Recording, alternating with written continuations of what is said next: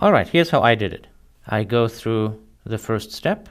Miles driven is 50,000. The first miles per gallon is 10, so that's 5,000. The price per gallon is 4. 5,000 times 4 is 20,000.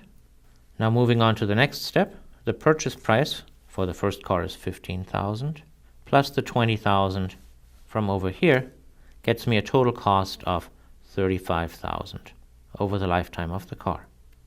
With the second car, again we drive 50,000 miles.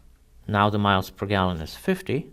50,000 over 50 is 1,000 times 4, because we have $4 per gallon, is 4,000 for the gas cost. The purchase price was 30,000, plus the gas cost 4,000 gets me to 34,000. Now let's go on with the algorithm. Is total cost 1 less than total cost 2? No, it's not. 35,000 is bigger than 34,000. So the algorithm tells us to buy car 2. Well, what a relief. I never wanted to buy that one in the first place.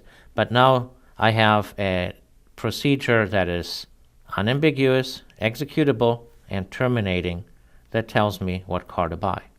So this is a great example of an algorithm. It is a recipe of steps, each of which is so simple that a computer or a human can execute them, and it reaches an answer.